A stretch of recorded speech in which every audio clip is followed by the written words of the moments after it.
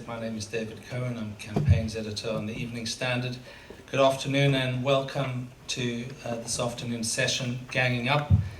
Before I introduce Sheldon Thomas, Sebastian Thiel and Errol Lawson, I'm just going to talk a little bit about my latest project.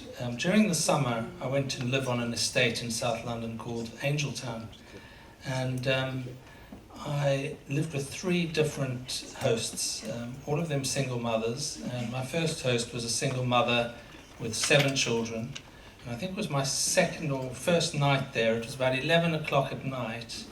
I was about to go to bed, and there was a knock at the door, and 2 young men came in, fairly soon thereafter, to be joined by a third, who had just come in for a drink and to make themselves some toast.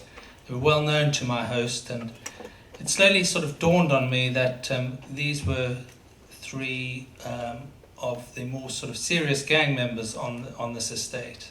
This was a quite notorious estate, where home to poverty-driven children, PDC gang, which had then been supplanted by Gas gang, and which was currently being supplanted by something called Rock Block 150. And we were talking, and because I was embedded in the house, if you like, and just living there, they spoke to me in a completely different way to how I'd ever spoken to gang members before when I'd gone out to interview them or gone into their space. Here I happened to be in a space where they'd come in, and after a while, one of them said to me, we're Rock Block 150, we used to be Gas, Rock Block's not as bad as Gas. And I said, oh really? I said, do you guys do crime? And he said, one of them said to me, well, it depends what you mean by crime.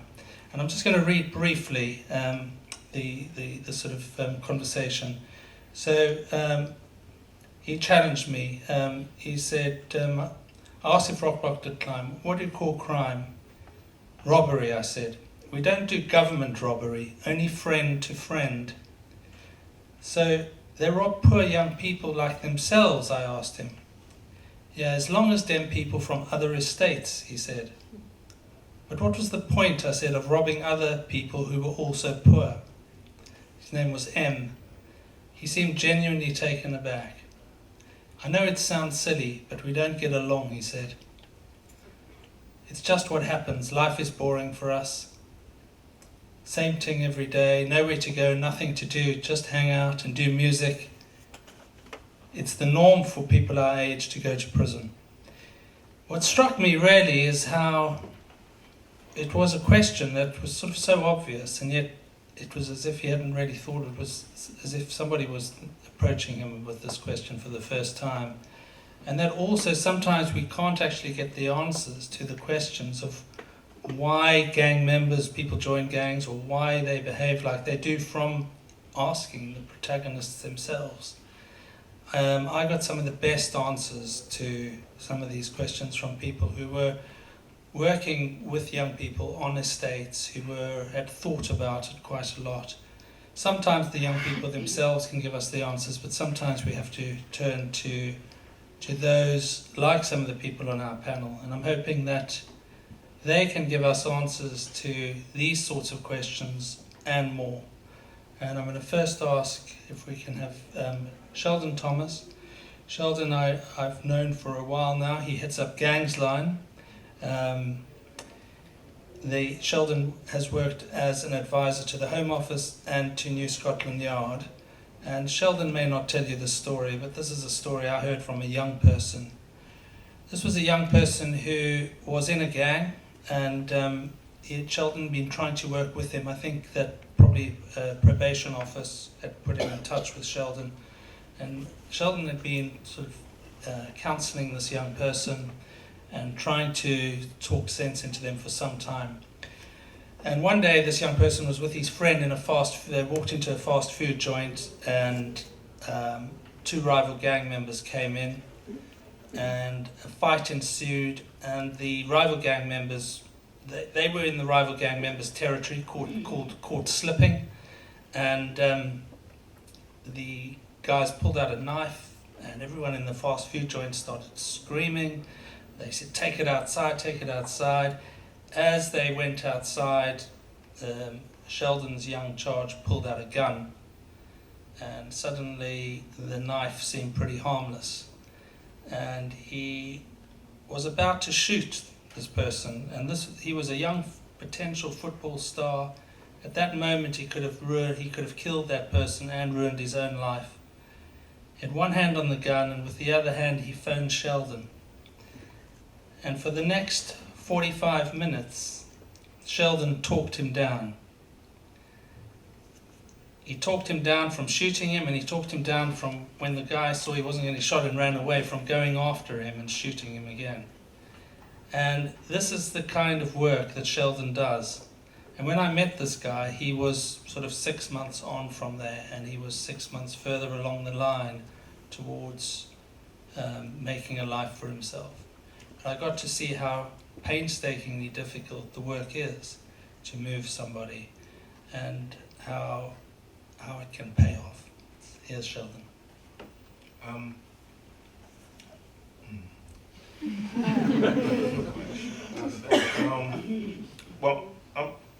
My name is Sheldon Thomas, and I'm a former gang member, and there's kind of lots of misconceptions about why we're using the word gang, but for now I'm just going to use the word former gang member, and we can deal with the rest later. How I got involved in gangs is what we're going to be talking about in today. I was a damaged guy, damaged young black boy. I grew up in the 60s, and in the 60s, a lot of young black boys, first generation West Indians, was, I would say, racially abused, from the Teddy boys to racist police officers and to the skinheads. And our life was, I would say, we was on the edge as young kids. At 9 years old, I was called Gollywog, Sambo, Coon, Jungle Bunny. All these words were coming from police officers. Police officers would drive by, call us all kinds of names. And to many young black kids today, they've never experienced none of that. But the reason why I'm telling you is that when, as a child, you experience those kind of traumatic events, after a while, something gives out. So I went back home and I would tell my mum, my dad, and said, look, this is what was being said, and they didn't take much notice. I didn't feel that I was getting the support from my parents as I believe I should have been. So obviously, I'm looking outside thinking, how am I going to get from A to B without being racially abused and chased by skinheads? So for me, it was a case of, I had to look for people like me. Up until that point, 15 skinheads decided to attack my brother for being black. They nearly killed him and left him for dead in the park. And that was my turning point. That was the catalyst for me to form a gang. But it wasn't a gang in the sense of where we are today. It's a gang to dealing with responding to social conditions. Like many of the gangs in the 70s, the Black Panthers, the Bloods and the Crips, all started in exactly the same way, responding to social conditions. And I just feel that where it went wrong was, while we was growing up in traumatic experiences, we had no one speaking to us. We had no leadership. We had no one really directing the anger and the hatred that we had towards white people. So what happened was, it moved from dealing with social response into becoming a criminal response. And what I mean by a criminal response, we then made links with the Yardies. This is the late 70s, early 80s. When I say Yardies, I'm talking about Jamaican immigrants on the run from the Jamaican police, Jamaican criminals. And because we were first generation Jamaicans, it was easy to join up with them. And that's how many of our gangs today, the gangs in Tottenham, the gangs in Hackney, and the gangs in Brixton, the early ones, all started exactly the same way. First, responding to social conditions, because our parents weren't supporting us, weren't showing us the love, didn't really care what was really happening to us the way I believe we should have been cared for. So we then did what we thought the best thing to do. So with the hurt and the pain that we was going through and struggling with, we formed gangs to protect ourselves, but because we had no leadership, the anger and the hatred turned to criminality. And so we started drug dealing. And that's how we got involved in the drugs, the gang warfare, the shootings. And that's how it all began. And that's where we are today. And if you look at the kids today, most of these kids are damaged kids. You know, I'll keep telling people that when you're dealing with gang members like the way I deal with gang members or engage with gang members, most of them are coming from broken homes. Most of them are coming from homes that you can't even imagine. I've got gang members that have to rob to go and get food because they're not going to get food when they get home. I've got gang members that sleep on the floor because there's no furniture in the house. We've got gang members that want to put a bullet in their dad's head because they've seen their dad beat up their mum so much times. So, you know, we're not talking about kids that want to get up and say, yeah, you know what, I'm going to be a gangster today. Most of the kids that are involved in this lifestyle are damaged kids. Damaged goods, as you say. Kids that have not had the love. Kids that have not had that protection, that basic needs being met. So what I'm here to do is really kind of shed some light and to kind of inform you guys about what a real gang member is. And a real gang member is somebody that suffered emotional trauma, somebody who's gone through rejection, somebody that's felt neglected. And most boys don't talk about those things because it's not manly to talk about those things. Men don't talk about emotions. We don't talk about the pains because it's easier for us to put a guard up. See, I put a wall up. It was just easy for me to do that because I didn't want no one to know the pain that I was going through. I didn't want no one to know that I didn't feel loved at home. It's not the conversation you want to have because it's not a manly conversation. And I just feel society just makes men, puts that cloud, that wall up in front. So we hide behind the exterior of being this bad man. But actually when you break down the bad man image, we just want to cry. These are simple things. We just want to cry. But if you ask the average man how much times he cries a year, you'd be lucky if he says once in 20 years. Because we look at crying as symbolic or something that is related to what women do. Because we don't actually understand by crying releases the pain. We don't understand those things because we don't tap into our emotions. We don't actually tap into who we really are. So men grow up like how I grew up with this hardened image, really are like butter on the inside. Thank you, Sheldon. Sebastian, Sebastian has made a film called Trap Town, and he's also a graduate of the School for Social Entrepreneurs, and he featured as one of the most influential young Londoners in the Evening Standard's influential list.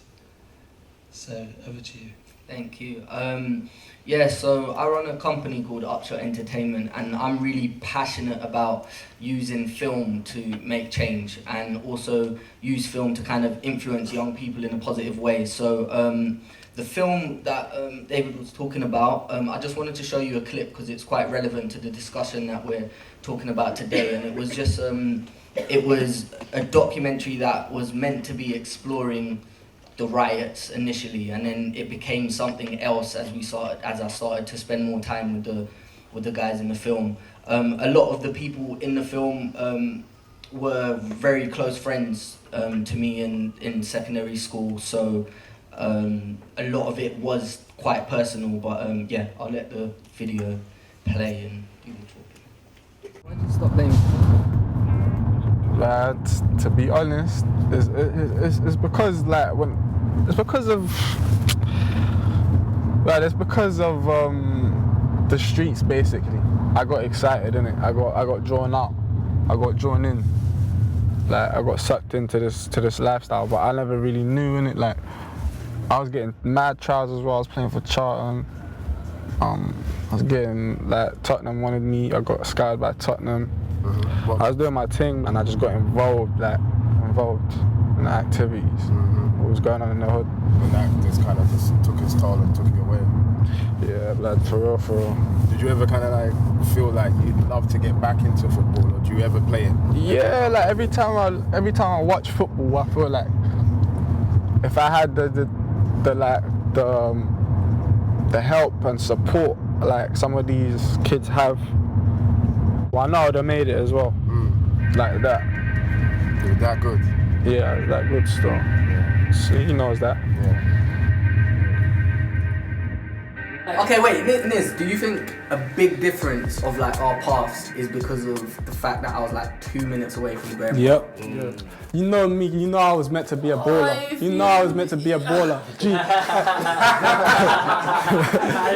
Hey, if you grew up on the block with us, you'd definitely be wearing one of these. Definitely. And you don't be holding that. You be holding it, and you standing here talking about us. This is actually the question. Yes. Nah, but for real, it's like that. It's a virus. But there is that slight chance that he wouldn't have been. From like your environment, there's no one that has kind of gone on to do better. Me personally, I don't know anyone like all my older cousins and stuff.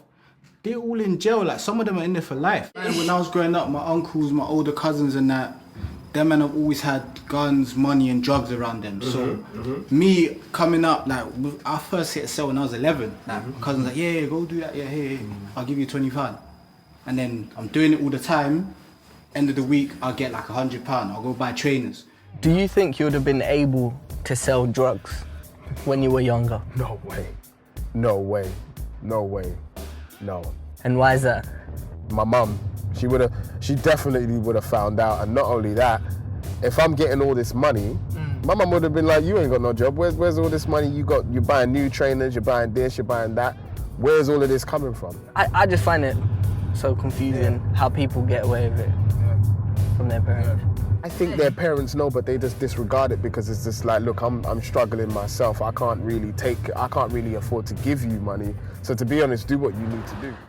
Yeah, so that was a clip from Traptown, the documentary that we done. Yeah. Thank you. Errol Lawson is a motivational speaker and pastor and author, also an author. And so if we can hear a few words. Awesome, thank you. Good afternoon, everybody. I'm from Birmingham. I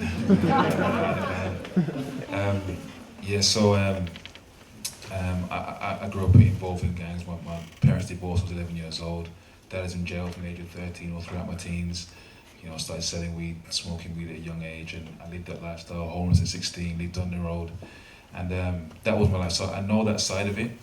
I now run a company called Emerge Leadership. We go into schools and we work and mentor students, young boys, young girls, from the ages of 13 to 19, all over the UK now, and it's growing.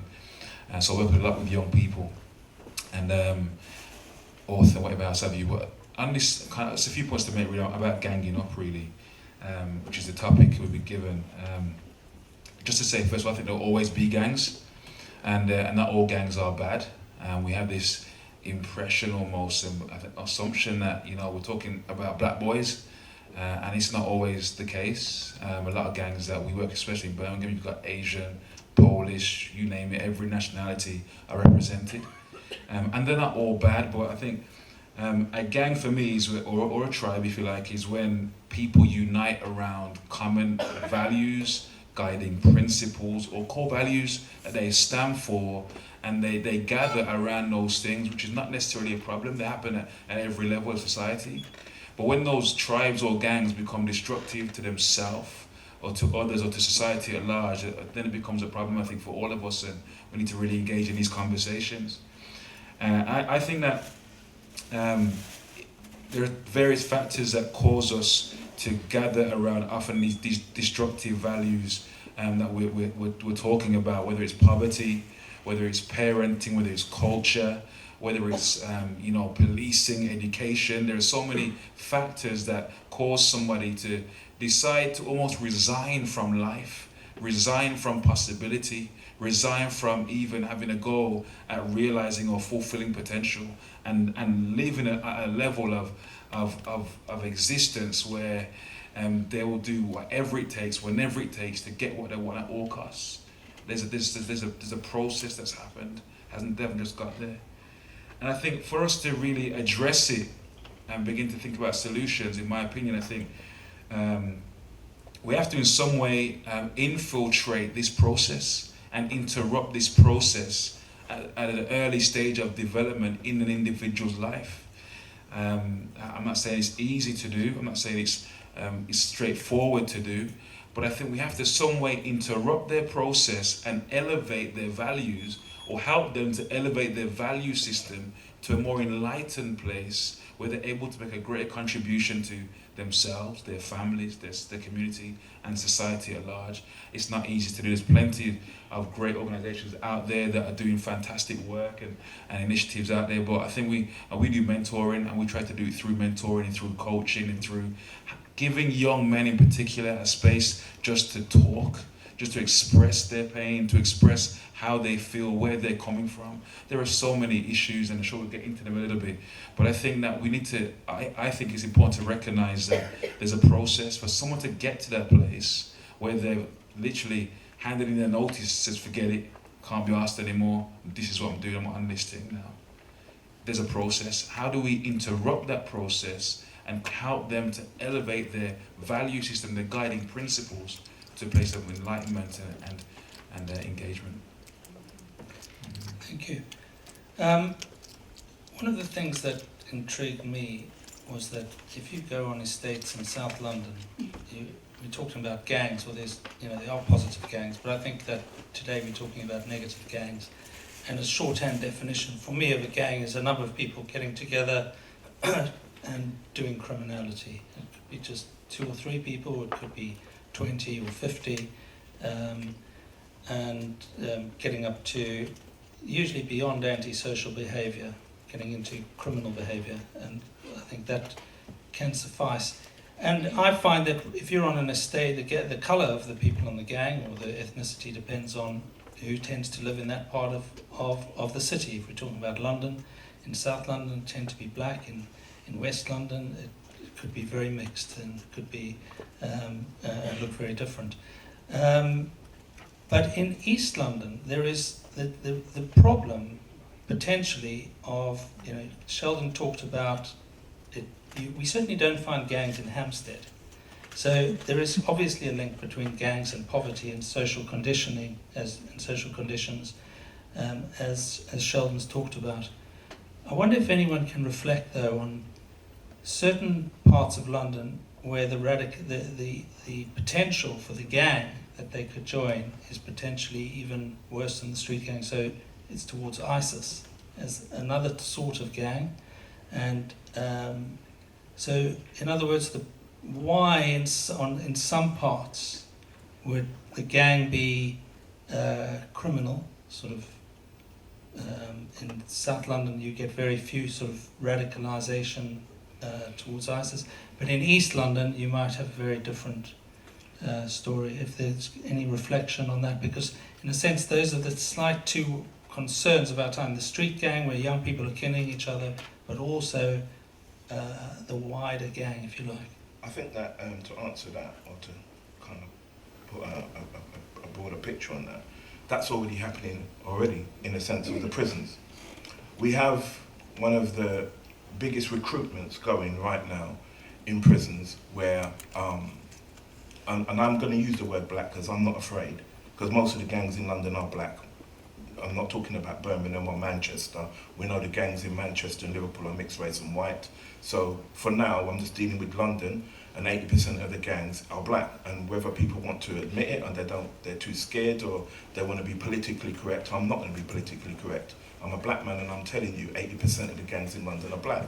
The reason why I'm telling you that is that in the prisons, the recruitment by Islam or Muslims to recruit young black men is very high. Very high. And the reason why it's very high is because most of those young black kids are damaged. And when you have damaged kids like how I was damaged, you're open to other things. So radicalization amongst young black kids is going to be high. And I don't care whether people want to be upset by that statement or not. That is a fact. And we need to start addressing that. Because we have, right now in our prisons, we don't have services like this organisation, his organisation, mine, other organisations going in the prisons and actually working with these guys in a therapeutic way and trying to get through to the mindset, because it's the mindset you have to break. You've got to break that wall. And right now, because we're not in those prisons, Muslims are able to recruit, and I'm going to say this, they're not using the Quran, it's their own form of Quran.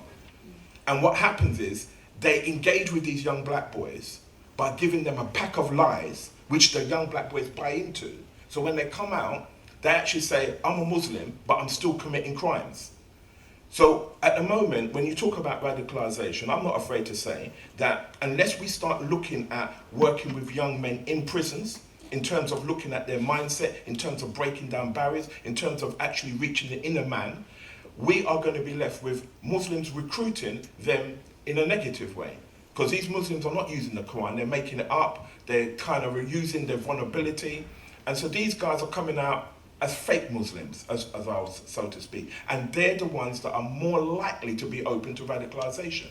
So in terms of answering that question, yes, there is scope for that. I became a Rastafarian because I was damaged. I came into the Rastafarian movement based on, because the Rastafarians' belief at that time was to burn down Babylon. Babylon we looked as England. We looked at England as Babylon, as Nebuchadnezzar. This is apart from the Bible. Because in Nebuchadnezzar, in the Bible, he was an evil person. So we looked at England as an evil country that was coming against the black man. This is in the 60s and 70s. That's why I became a Rasta. Because I could easily be coerced as a damaged kid who didn't have any direction, didn't have any purpose, and use the Rastafarian movement as the reason why I'm a criminal or as the reason why I'm a gangster. Because I believed in my heart that I was actually getting England back for what they were doing to me or suppressing me as a black man. So in the same way that happened in the 70s to many black men, the same thing is happening to many black men in prisons today through Islam. Or should I say, the fake Islam, because it isn't the real one. So to answer David's question, yes, unless we deal with vulnerable children, damaged children, whether they're white or black, because if I went up north, like I have, and I've engaged with the gangs in Liverpool, Croxteth, they're white, they're not black. They are in the same situation. They feel the same way as these black kids down here. They feel that their families have let them down.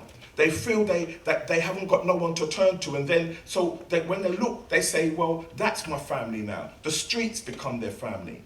So it is not about necessarily colour, it's just that in London it's mainly black. But if we went to Liverpool, we'd be dealing with white kids in exactly the same way. Could they become radicalised into EDL? Yes, they can. So the role of family and belonging plays a big part. I think the biggest part is role of family. I mean, we can all turn a blind eye to this, but unfortunately, when you look at the stats tell you the facts. 61% of black families have no fathers. 22% of white families have no fathers. We cannot ignore those stats. Then we have criminologists that have done careful studies on both sides of the Atlantic that have actually said when a child grows up fatherless, they are more likely to become involved in criminality. We can't ignore those facts. Now, this is not an attack on single mothers, because there are plenty of single mothers that are doing fantastic. This is what we're talking about. There is we have to look at, when we look at the gang membership, we look at gangs.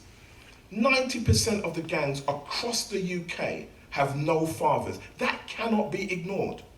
We cannot keep looking at trying to address the problem without trying to address men. And the problem is that I believe that men are not engaging with their children because when they leave the family home, they think that's it. Or in some cases, there are some fathers who try to engage, but most of them don't engage. And when you talk to young kids, I've talked to the gangs in Croxteth and I've talked to the gangs in London, you hear a theme, there's a correlation going through. And most of them are angry because they've never had a relationship with their father. They don't know what it's like to have a father. They don't know what it's like to have a decent male role model in their lives. So for me, it's very important, if we're going to look at gangs, radicalization, we need to look at the family home and the part that the man must begin to play. Errol, I wonder,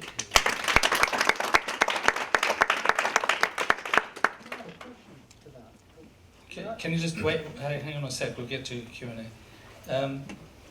The role of the father, Errol, is something that Sheldon's just talked about, and one of the things I've noticed is that sometimes, in a rather sort of perverse way, the closest that young gang members have to a strong male presence is actually the undercover policeman who gets to know them rather well on their estate. And I just wondered, firstly, what you thought about stop and search. Is this because a lot of young people go out with knives, or they tool up to protect themselves, and people on the estate don't want their estates to become no-go territories for the police, so they want the police to come. The police think that the way they can intervene is through stop and search, but this in itself radicalizes young people because of the way it's done often. So I wonder if you can talk about something about the absent role of the father, and also whether stop and search is, in your opinion, a positive thing, or whether it actually does more harm than good. Well, my dad was absent in my life, so he was in jail throughout my teenage years, and the relationship now is fractured, but we're trying to work it out. So I have family members, friends, gangs, and the story's the same. The issue of fatherlessness is for anybody, for any individual, not knowing who you are as a man is just, there's a void. And so for some of us as men, we filled it with illicit relationships, so we'd have loads of girls, because the desire we really wanted was intimacy. What we wanted with dad really was intimacy. We wanted dad to say, go on son, I believe in you. That when you see your mates playing football and your dad's going, go on Johnny, you wanted that too. You wanted that connection with that affirmation, and you didn't get it from dad, so it was drugs. We smoked a lot of weed. We'd go and we'd have lots of girlfriends, and the intimacy was sort that way. But we were never able to communicate how we really felt with other men. So we could do the banter, we could do the drama, we could do the hype, we could do but the aggression, but on the inside, we really wanted just to cry. We really did, just want to let it all out and say, this is how I'm feeling. Somebody help me. But we couldn't do that. And so, as has been said today, there's so many of our men today who are struggling with their identity. They're struggling with rejection. They're struggling with just being let down so many times, being failed so many times. So they stop trusting. They stop trusting everybody, to be honest with you. And a lot of guys, yes, not all, but a lot of guys consequently find themselves, doing stuff they wish they hadn't have done. I think that, so yes, fatherhood is a massive issue. Stop and search, you're saying, when I was young, we'd always get stop and search, and I blamed the police. I said, why black boys always stopping and search, just pulling us over and that. It wasn't the same as it is now, where you probably get, as it is on the blocks now, but we were driving, stop, pull over, you know what I mean? And I think that, is it an issue? Yes, it is an issue. But I think somehow, we've got to I look at myself, I say I was making excuses. I made excuses for my behaviour a lot of the time. I was blaming. It's the police, man. They don't like us. They're always stopping us. Dad, it's your fault. If you hear that, if you were out there and doing your thing, I'll be alright. Mum, it's your fault. You don't understand. And I blamed everybody else for where my life was at, rather than saying, you know what, if it's meant to be, it's up to me, and taking personal responsibility. And there's something we have to do. I go back to this intervention. We have to help our young people to begin to take responsibility and know that where you are is not your fault, but it's your responsibility now. You got some cards you've been dealt, but come on now. We'll help you. We've got to be able to almost get, I'm not saying we can just overlook the thing, but I don't think we can live in the thing. We've got to lift up beyond it. Sebastian. Yeah. Oh, just to add on to that. One thing that we noticed in regards to intervention and stopping it beforehand and stuff is a lot of the young. I don't know if you guys recognize this, but a lot of with gang members and a lot of my friends and stuff, their way out was through music. A lot of them. I don't know if that's something you realise. It seemed to always be through music. And this is one of the reasons why I'm really passionate about using entertainment, because I feel like a lot of young people are influenced heavily by entertainment, and where there's the lack of role models in life, you know, like a lot of them kind of gravitate towards music artists and rappers and so on and so forth. And I would not put this all down to hip hop and stuff, because I love music and hip hop and rap, but I don't feel there's enough of a counter narrative and enough of another story being told, and that kind of adds to a lot of the fuel that's happening with loads of young people kind of gravitating towards a certain culture.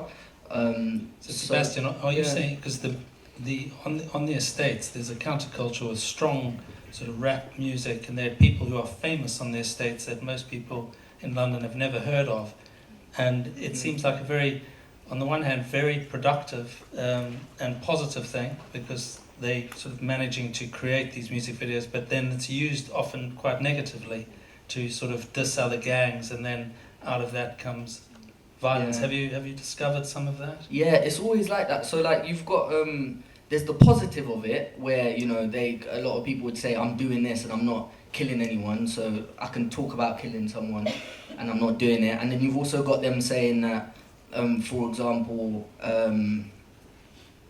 they're using it to express themselves. And these are like all things that I can see it, but it's just my problem is that there's not enough of a counter narrative. There's not enough of the other side being told, and that for me is a big problem, because that's where a lot of these young people are going to hear other young people talk about how it is on the streets and so on and so forth. So yeah, so it's it kind of keeps the cycle going, because it becomes just part of the culture. Like I've got a little cousin who he's not in a gang, but he, like, everything about him and how he carries himself and the music he listens to is just disruptive. Like, it doesn't add any sort of value to his life. And the symbols of masculinity in those videos are guns. Yeah, I mean, I was just going to say, very... I was just going to say that. I mean, I hear what you're saying in terms of you need a counter, something to counter that kind of negative music. But I look at it deeper than that, because we have to look at the proceeds of how comes such negative music can make so much money. Because to me, that is the major problem we have here. Again, this whole gangster image about making money, because everybody wants to make the quick money. Because you got to understand, they've created a world that runs alongside normality. That is a parallel world. It's not a world that we live in. It's a world they've created. That means they get up and do what they want, when they want, to who they want, and how they want. So it's a parallel world that runs alongside normality, which is the average Joe gets up, goes to work, or goes to school, or goes to college, or goes to uni. That's the normality of the world. And they've created this world. And in this world, hip-hop, bashment, grime has a negative connotation, which they believe is a positive one, which actually promotes violence and actually promotes lyrics that degrade women. And I'm not saying that every rapper does it, but I've looked at the way they've made money. So if you look at just one recording label, Interscope, which is Aftermath is controlled by Interscope, who then was controlled by Warner Brothers. So when we look at the timeline and look at the money that is being made, Aftermath made 100 million, Interscope makes 200 million, and Warner Brothers makes 400 million, all from selling negative music that promotes it to a certain section of society that buys into this negativity, who then comes over here, who then young kids buy into that negativity. They then make their grime music to kind of, this is our version of hip hop or whatever it be. So to me, I'll be hard pushed to say about just a counter, because we need to look at the amount of money that is made from promoting such negativity that actually goes a long way to promoting guns, drugs, sex, and violence. Now, I'm not trying to be some sort of stiff. I'm saying, in reality, when a 10-year-old, 11 and a 12-year-old goes on YouTube and can listen to that and cannot differentiate between fiction, because that's what it is. Most of those rappers have never been in a gang. They lie. Most of those grime artists have never been gangsters. They lie. And what happens is we have young kids buying into that lie, and on top of the fact of the external factors that contribute to their destructive behaviour, i.e. No father figure, deprived neighbourhood, other young people in the same situation, the bad education, low expectation in life. When you look at all of those and put that in the mix with it, we're talking about something that a child then grows up believing in. They believe in this thing. So I think it's more than just a counter. And I think sometimes when we keep using music as some sort of conduit, like, let's use that to get them out of it. No, because we need to kind of get their minds into reality, into normal thinking. Because if your life is like how mine was, which was this, every white person is my enemy, and until my mind opened up and realized, actually, not every white person's a racist. In their world, every person that is in their age group is their enemy. Oh, that's a pagan, so I'm going to do something to him before he does something to me. We have to get them to understand and kind of recondition their thinking, because their thinking is warped. So my thing is more than just music. And sometimes us using music as always a conduit is not the ideal thing. We have to get these young people to change the way they think of life. And the problem has been, most of them are in despair. They lack hope. So with the lack of hope, that's the reason why they go into music, because that's all they can see. But if you broaden that hope and you give them purpose, then we have more to life than music. We're now talking, I want to be a teacher, I want to be the Prime Minister, I want to be something else. So it's about giving them purpose to allow them to think outside of music.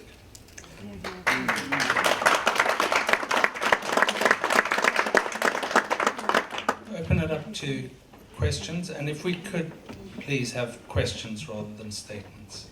You talk about parallel worlds, I guess my thoughts are too. How do we create a gateway between that parallel world and the real world, and then how do we make it attractive so that people will come through that gateway? Well, in practical sense, we need more men to re-engage with young men, because this is not to say anything, but unfortunately, every time a young person goes to a yacht or social service, they're interacting with a female. Unfortunately. And these guys don't want to sit in front of a female because their lives their life is missing a man, missing a male role model. We need more male role models to motivate, to empower. There are enough ex-gang members who have made it, who've been successful, who have changed their life, enough of them to say it's time for them to come back. Because obviously, if we're talking about gangs, that you need to relate to the young person. So you need men that can relate to their lifestyle, who have made those changes themselves, so that we can begin to impact their lives. Don't get me wrong, I'm not saying that women don't play their part, but we have to look at reality. These guys have grown up in houses where they've seen women being abused, they've seen their whole look and women is very, very negative. Not all women, not all men, not all young men in this lifestyle, but a vast majority of them. So to answer your question, I believe truly we need more men to go to engage with these young men, to show them that you can change. Myself is an example, and others in my organisation, we're all former gang members. We've made enough changes in our personal life to show people it can be done. It can be done, but the problem is there's not enough of us. So I believe, to answer that question, we need more men to be involved. What about the role of government, the mayor's office? Because, as you say, we can't just rely on former gang members to show the way, to create the paths. I think is enough being done there? I think there's not enough being done, but to me, as Errol was saying, I think the community hasn't taken enough responsibility. And I know this is going to upset people. The community tends to blame government so much. We blame government, we blame the police, we blame absolutely everyone. And they do have a part to play. Of course they are to provide good schools. Of course they're to provide good housing. Of course they're to provide good jobs. But that being said, The government didn't tell that man to sleep with 5 girls and get 4 girls pregnant. He didn't then say to go and leave that girl's house and don't look after that child. So we have to take responsibility as men in the community to play our role. And I believe that the community has the answers to this. I believe first and foremost, before we start looking to blame anyone else, or before we start looking to say, what is the government doing? What are we doing as community? Question over here. I think it's really interesting what you were saying about kind of hip hop artists being role models and footballers and people like that. But what you're saying, I agree with, is that you need more like normal people who are role models. But the question really is, how do you make normal interesting? Yeah, that's what I was also gonna just to quickly add. It's not exactly answering that, but I just wanted to add to the whole counter narrative thing. The only thing is that. The reason I believe there should be some form of counter narrative is because you're not going to stop making the hood videos and the hood music uninteresting. Like, people are going to carry on loving that entertainment and stuff and kind of getting immersed in the culture. So without some sort of, like, counter narrative that's cool, or that kind of engages young people in a different way and shows them a different avenue, I don't feel there'll be that balance that we need. That's what I meant by counter-narrative, so I don't know if that adds to anything. If I was going to bridge between the 2 points, I'd say that it's the reward system. And so when we're at home, and our mum says to us with the kids, wash the plates, you get some pocket money, we go and wash the plates and we get a reward. If on the road, your mate says to you, punch that guy in his face, and you do that and you get a reward. It's a different reward system. You get status, you get respect. And so the reward system at the moment, unless you deal with the reward system for a young man, go down on a phone or even a camera and flossing and saying all this negative stuff and getting all these likes, all this attention, all this notoriety, is selling songs on iTunes, making $2,000 a month, just selling the songs on iTunes, sitting back chilling, chatting rubbish, but sitting back chilling. Unless that reward system changes, there's no motivation for him to do anything different. You with me? And he's not breaking the law as far as he's concerned.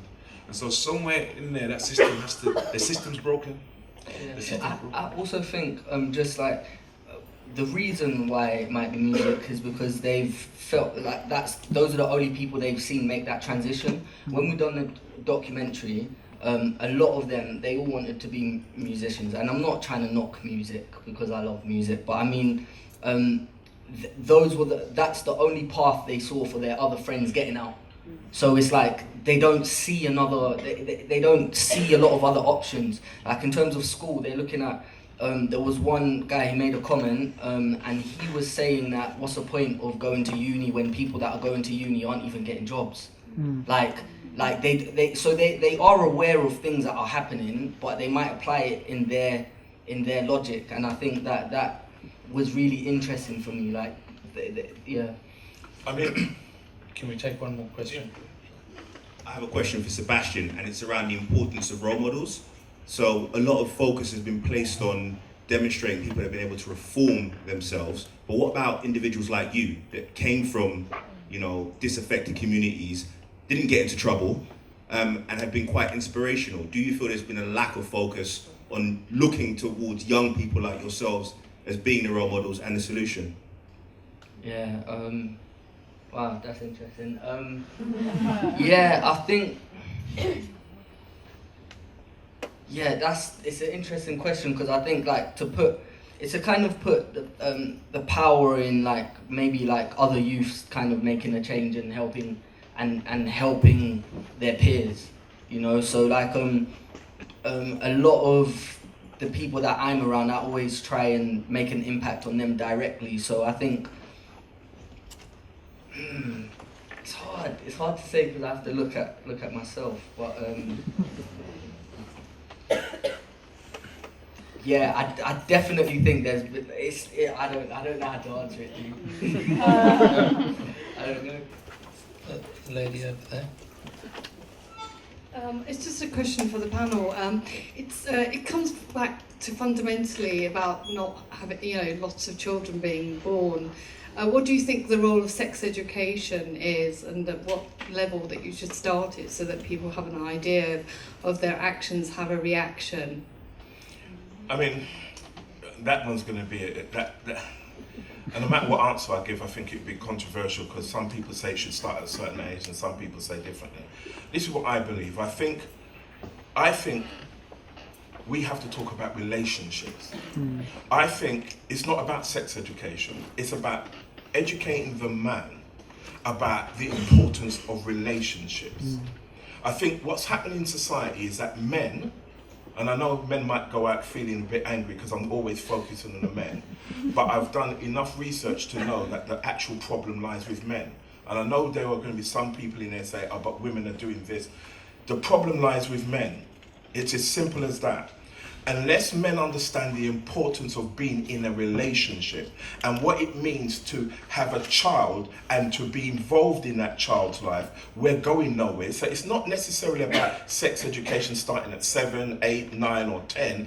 It's about educating young boys the importance of what it means to come into that intimate relationship with a partner, and then what happens and the consequence of that. So if you do it at an early age, say 13, there's a consequence to that, to doing that, and then the child, you know, she might get pregnant. Now, the consequence of that is, how would you manage that situation when you're a child? So I think we have to teach young men about the importance of what it means to having sex too early before you're actually ready to raise a child.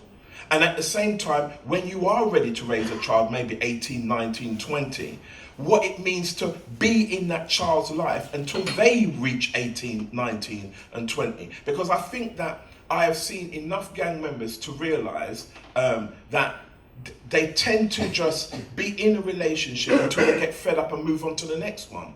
You know, the average gang member has had 10 relationships before he actually settles down, and by then he's had 5 or 6 children. And we need to understand that those 5 or 6 children are not getting the best of him at all. And what happens is the mum is left there on her own 9 times out of 10 to struggle and having issues of her own to deal with. So I think, if to answer your question, I think we have to teach young boys about the importance of being in a relationship and the importance of raising a child in this society.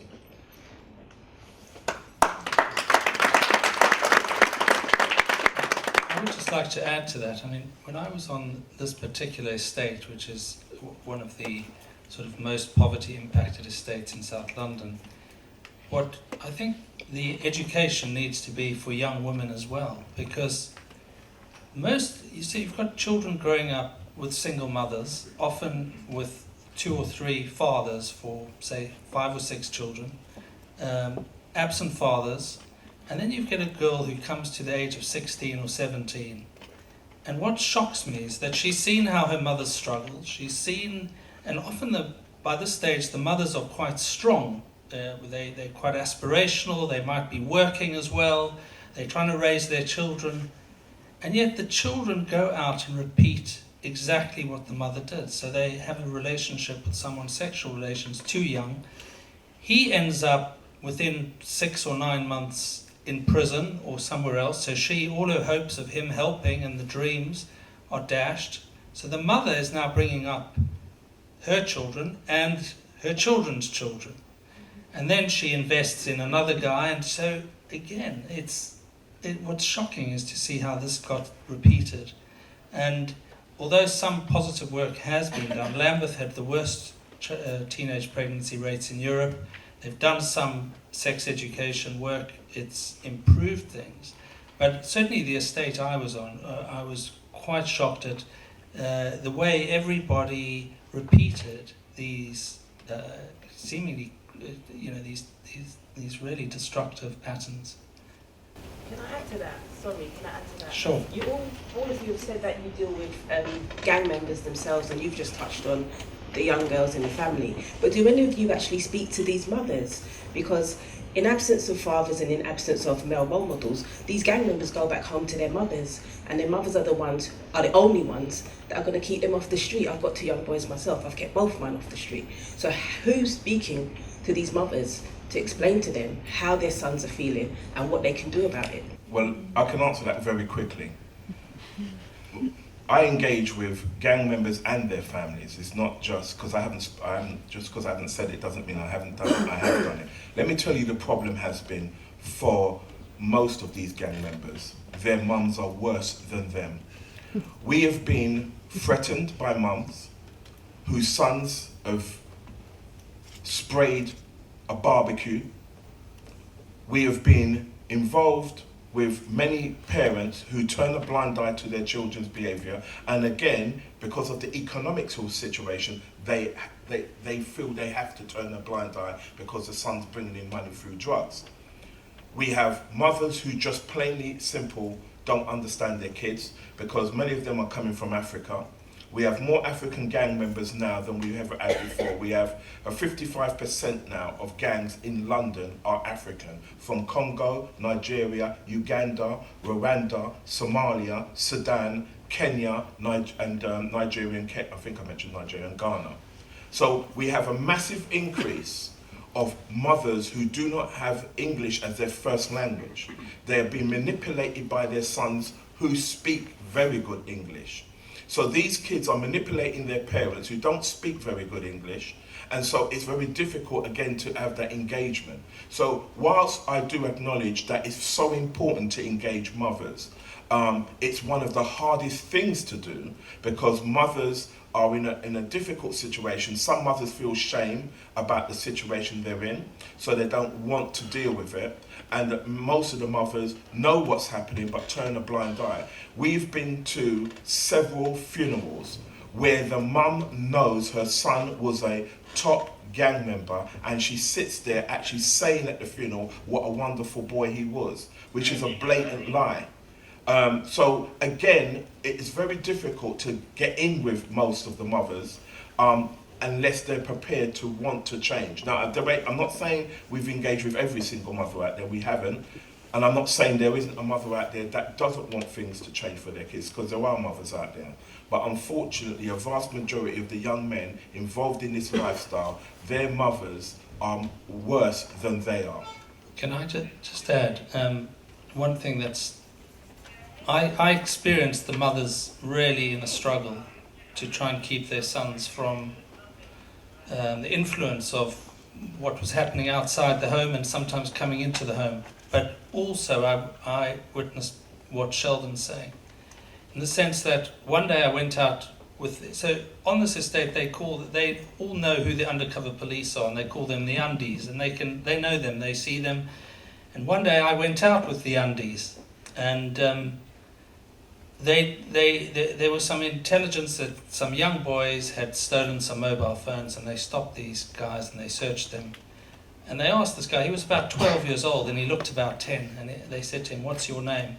And he turned to the police, aged 12, and he said, they said, "What's your name?" He said, "Fuck you." That's his name. And then about half an hour later, we so happened to meet up with him as he had sort of connected. He had walked back to the estate and connected with his mother. And I'd seen his mother, and I hadn't recognized this boy. I'd met him in a different context. But his mother doesn't see him behave that way. So to his mother, she cannot understand when people start talking about his son as being in a gang or being threatened by a gang or potentially behaving like a gang member, whether he's in a gang or not. And so there is a disconnect sometimes between the reality as the boy puts out there and what the mother thinks in the home. Excuse me, I have a question for the all Thanks. Thank you. I'm very late, as always, so I do apologise, and I'm not sure if this subject's been mentioned. Thank you again for this event. Has anyone mentioned about, I would like to know about education and how perhaps in schools or in college it might be improved or changed, or do you think it's okay the way it is and the effect it has for young black men or young men in general? What do you mean by education? Well, your other colleague who I don't know, the guy in the magazine, the fair-skinned guy with the cap. You. Sebastian. Got it. Okay, great. And the other panelist, the black guy with the grey coat, mentioned about there needs to be another way apart from music and other alternatives, options. So education. So I just wondered if they think that the education system is suitable. I'm also aware that autism might play a part. Okay. I'm severely autistic ×5. So that would affect my speech. I'm wrap up really quickly, but I'm aware that special needs support has pretty much stopped in schools now. I'm aware that there's a high level of that, and also a lot of criminals in prison are supposedly autistic, as well as part of the autistic spirit is dyslexia. So how can that be improved? I've met a lot of young men who want to be musicians, again, echoing what one of the panelists said, as a gateway out, but a lot of them have no communications, can't read or write or spell. Okay, Thank you. We're running out of time, so if you can be really quick, just education how do we sort of get ourselves out of this mess, and what role does education play? I can only always go from the perspective of, what I've heard, especially, and because I come from filmmaker perspective, and in regards, I kind of said this before, and you guys might be better in this area, but in regards to the education system, a lot of them feel like it's failing them, and they can't be bothered really. That's how when we were talking to all of them, and like with a number of friends, they just can't be bothered. They don't see it as an option. Especially because of what they see happening. So. But how can that be improved? That's what I want to ask. Yeah, that's a big question, and that's something I'm not in that area to talk on. They might. We're talking about literacy. I mean, it's a difficult one because that's where the government comes in. So I'm just going to do the best I can to answer it because I'm not a government official. What I'd say is this: I look at my own life. I left school with nothing. I now have a degree in statistics, degree in marketing. I have a diploma in economics, a diploma in accounts, diploma in management, and a diploma in business. So it's about showing these guys that, look, I am no one special. I just came from the streets just like them. What I realize, in order for you to advance to the next level, so let's just take the young man who wants to become a recording artist. To become a recording artist, you need to be able to read the contract. But if you can't read, then you can't read the contract. You end up like Tupac, broke. Because Tupac signed a contract that he didn't realize he was signing over the money to Suge Knight. And what we need to understand is show people that in order for you to advance into wherever you want to be, so even if you want to be a boxer, you still got to sign a contract. If you can't read, you can't be a boxer because you'll get robbed. So the question is about showing young men and women the value of having a basic education. Now for me, I know that I was going to be sitting up here one day talking to you guys. How can I talk to you if I'm not educated? If I can't put across the points that I need to put across, how would I do that? I can't come up here angry. I can't come up here jittering. I've got to come up here, be able to flow and say what I've got to say. The only way you can do that is if you get yourself educated to a level to be able to communicate what you want to communicate. So for me, I use myself as an example. So when I go to TN1 in Tulse Hill, I don't sit there and say, you need to go back to school. I show them that this is what I left school with. This is where I am now. This is how I was like you. But in order for you to be like me in having a successful business and running and running an organization, going into schools and helping people, you need to have the basic education. We cannot expect to raise children by telling them you can become a recording artist if they can't read and write. I think it's fallacy for us to do that. And I would say for us, you start by telling your child how you came out struggling and how your life has changed. I have 4 children. The last one's 27. The first one's 27. The last one is 10. 3 girls. They're all brighter than I am because of what I did to get out. And when they looked at what I did, they bettered what I did. And what you have to do is that's the way to do it. You have to show people that it can be done first by using yourself as an example. I came from the gutter, the streets, and I showed them that this is me now, and that could be them. So that I would say this: to be a rapper, you best learn to read and write. To be a recording artist, you best learn to read and write. To be a boxer, you best learn to read and write. To be a footballer, to be a cricket, to do athletics, to do anything in life, you best learn to read and write and count. So for me, you start at home. I don't know about the government because I'm not here to run the government down, but we all know, really, the government needs to improve the education. But one thing that can improve it is employing more black men in positions where young black men feel inspired. Because the problem has been, when I go and I look at TN1, they're quite within their right. In society, it doesn't show enough black men in positive role models, in positive jobs, in high positions. It doesn't show us as headmasters of schools. It doesn't show us as running a college. It doesn't show us as being a chancellor that runs the university. We need more black men in those positions so that we can inspire those young people to stay in school and to look at school in a different way. Thank you.